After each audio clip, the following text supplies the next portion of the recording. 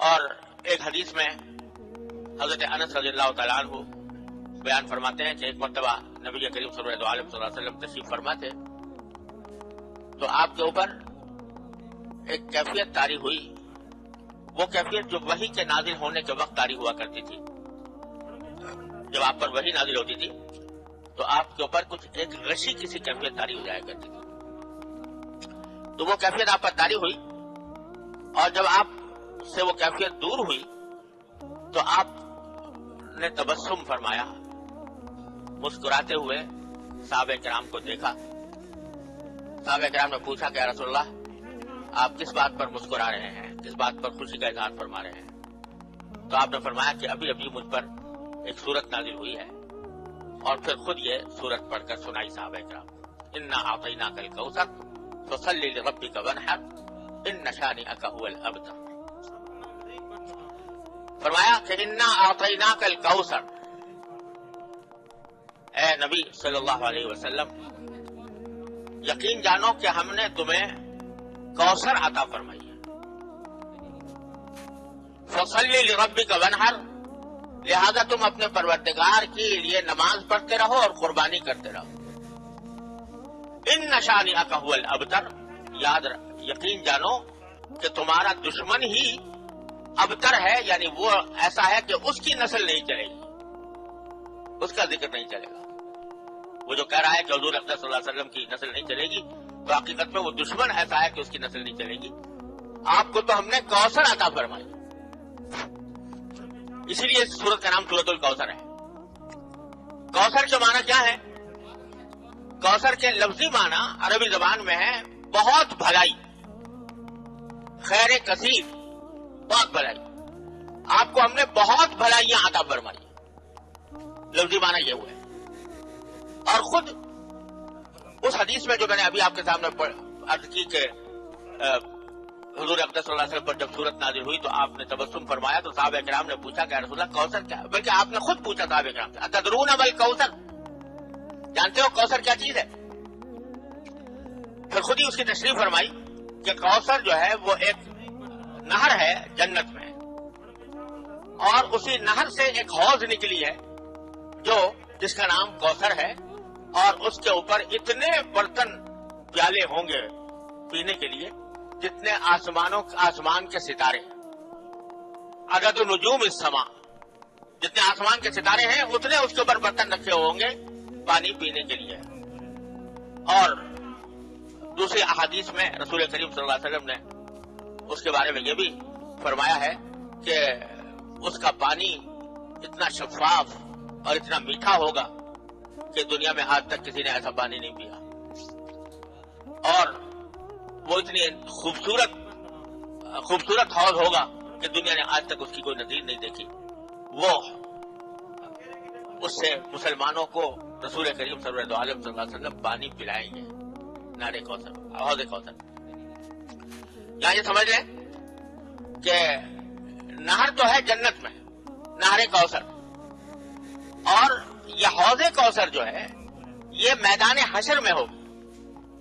جب لوگ زندہ کیے جائیں گے اور سب کو میدان حشر میں جمع کیا جائے گا تو آپ سب لوگ جانتے ہوں گے کہ اس وقت افراتفری کا عالم ہوگا، نفسی کا عالم ہوگا، گرمی شدید ہوگی، حرارت بے انتہا، لوگ گرمی کی وجہ سے پریشان ہوں گے، پسینے میں شرابور ہو رہے ہوں گے۔ اس حالت میں یہ حوض میدان حشر کے اندر نبی کریم صلی اللہ علیہ وسلم کو عطا فرمائی جائے گی، اور یہ حوض ایسی ہوگی کہ اس کے اوپر جنت سے 2 پرنالے گر رہے ہوں گے۔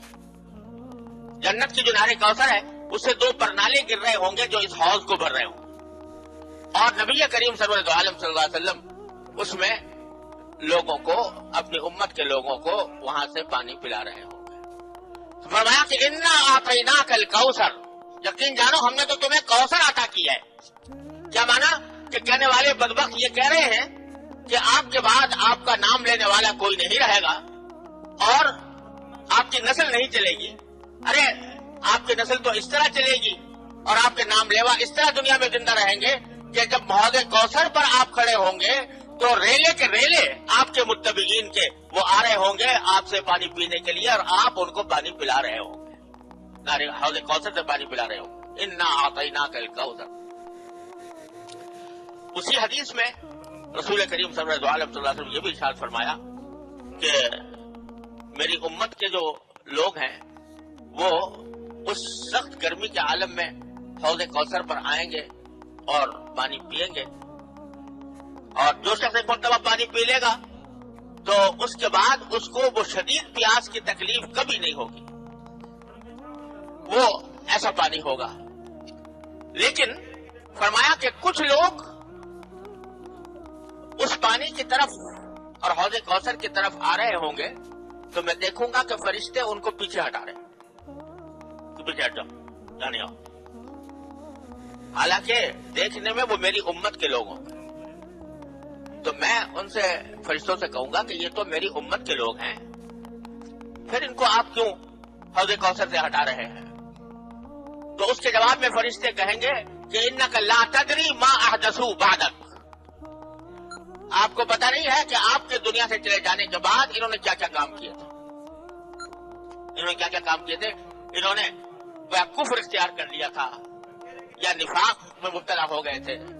लिहाजा अगरचे ये आपकी उम्मत के अफराद तो हैं, लेकिन चूंकि ये आपके बाद मुर्तद हो गए, काफिर हो गए या मुनाफिक रहे, इस वास्ते इनको इस हौज़ कौसर पर आने से रोका जा रहा है।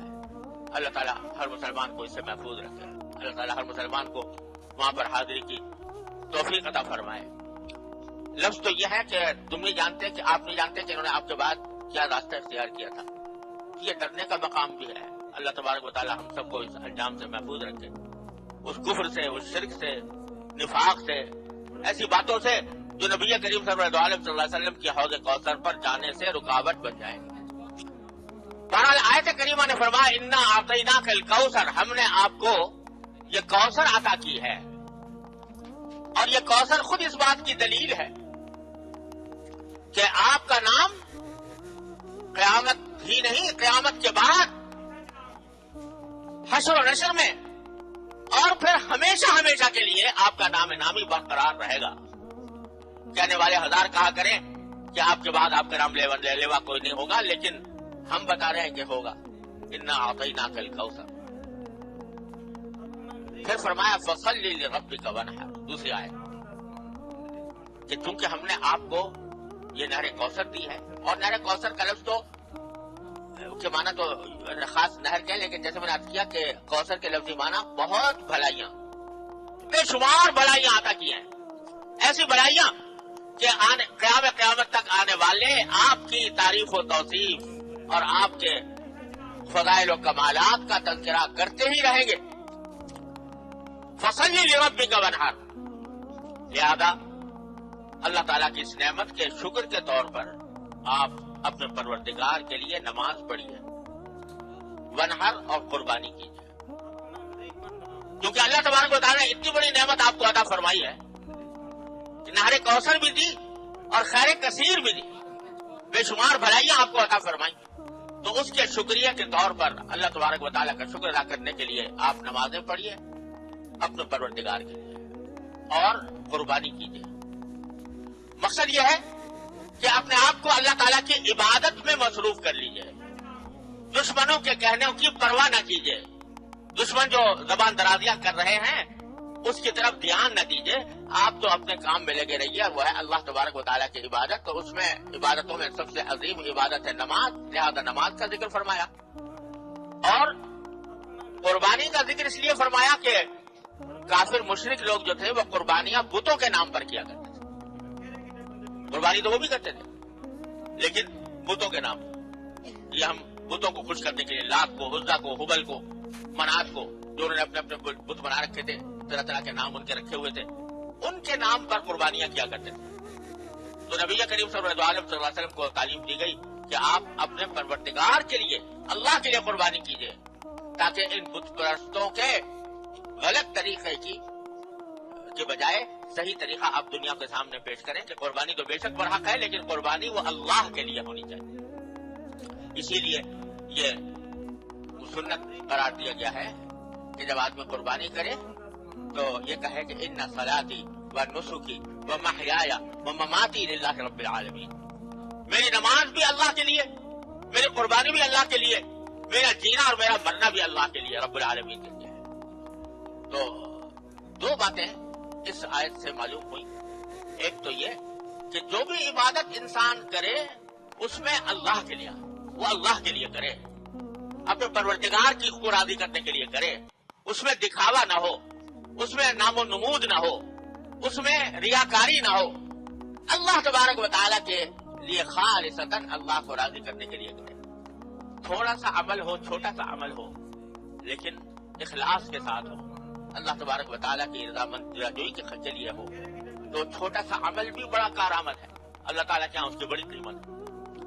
اور بڑا عمل ہو دیکھنے میں، لیکن اللہ کے لیے نہ ہو، دکھاوا مقصود ہو، نام و نمود مقصود ہو، شہرت حاصل کرنا مقصود ہو، یا دنیا کا کوئی اور مقصد پیش نظر ہو، تو اس بڑے سے بڑے عمل کی بھی اللہ تعالیٰ کے ہاں کوئی قیمت نہیں۔ یہ بات نماز میں بھی ہے، یہ بات قربانی میں بھی ہے۔ قربانی میں کوئی آدمی اپنی استطاعت کے مطابق چھوٹا سا جانور قربان کر دیتا ہے، سستا تھا، لیکن اللہ تبارک و تعالیٰ کے پیش نظر اللہ کے سوا کسی اور کو راضی کرنا نہیں ہے، تو وہ چھوٹا سا جانور اللہ تبارک و تعالیٰ کے ہاں بڑی قیمت رکھتا ہے۔ اور لاکھوں روپے کا جانور خرید لیا اور پیش نظر یہ ہے کہ دنیا واہ واہ کرے، تو بھی بڑا شاندار جانور لے کر آئے اور بڑا شاندار جانور قربان کیا، تو اللہ بچائے اگر نام و نمود مقصود ہو تو وہ لاکھوں روپے کی قربانی بھی عقارت ہے، بیکار ہے، اس کا کوئی فائدہ نہیں۔ تو ایک بات تو یہ فرمائی کہ نماز ہو یا قربانی ہو، فصلی لربک، اپنے پروردگار کے لیے کرو جو کچھ کرنا ہے، دنیا داری کے لیے نہیں کرو۔ اور دوسری بات یہ فرمائی، دوسرا اشارہ اس میں یہ ہے، یہ جو فرمایا فصلی لربک، کیونکہ ہم نے آپ کو کوثر عطا فرمائی ہے لہذا نماز پڑھو۔ یہ تعلیم دی جا رہی ہے کہ جب انسان کو کوئی نعمت حاصل ہو اللہ تبارک و تعالیٰ کی طرف سے، کوئی بڑی نعمت خاص طور پر حاصل ہو، تو اس کا شکریہ صرف زبان ہی سے نہیں بلکہ عمل سے بھی ہونا چاہیے۔ زبان سے تو چھوٹا سا، ہر وقت کوئی وقت ایسا نہیں ہے جس پر اللہ تبارک و تعالیٰ کی کوئی نہ کوئی نعمت انسان کی طرف متوجہ نہ ہو۔ ہم زندہ بیٹھے ہیں، یہی نعمت ہے، ہم صحت مند ہیں، اللہ تعالیٰ کا شکر ہے، کوئی بیماری نہیں ہے، یہ نعمت ہے، آنکھیں کام کر رہی ہیں، یہ نعمت ہے، کان کام کر رہے ہیں، نعمت ہے، زبان کام کر رہی ہے، نعمت ہے۔ اس سب چیزوں پر شکر ادا کرتے، زبان سے بھی کرتے رہو، اللہم لک الحمد لک الشکر، اللہم لک الحمد لک الشکر۔ لیکن جب کوئی بڑی نعمت حاصل ہو تو پھر اس کا شکر یہ ہے کہ اللہ تبارک و تعالیٰ کے لیے نماز پڑھو، شکرانے کے طور۔ یہ جو قاعدہ شکرانے کے نفل پڑھے، فلاں فائدہ حاصل ہوا یا فلاں نعمت ملی، تو پہلا کام یہ کرنا چاہیے آدمی کو کہ جس مالک نے وہ یہ نعمت ادا فرمائی ہے اس کے حضور حاضر ہو کر کم از کم دو گانا شکر کا تو ادا کر دے کہ یا اللہ آپ نے اپنے فضل و کرم سے یہ نعمت ادا فرمائی، لہٰذا میں آپ کا شکر ادا کرتا ہوں اور شکر کے طور پر نماز پڑھتا ہوں۔ تو شکرانے کی نماز جو ہے یہ بھی ایک بڑی عبادت ہے، اور جس نعمت پر شکرانے کی نماز پڑھی جائے امید یہ ہے کہ انشاءاللہ اللہ تعالیٰ اس نعمت میں اور اضافہ فرمائے۔ لئن شکرتم لأزیدنکم، اگر تم شکر ادا کرو گے تو میں تمہاری نعمتوں میں اور اضافہ کروں۔ شکر گزار بنو، اور شکر گزار بننے کا ایک بہترین طریقہ یہ ہے کہ جب کوئی بڑا فائدہ حاصل ہو، بڑی نعمت حاصل ہو تو اللہ تعالیٰ کے سامنے نماز پڑھو۔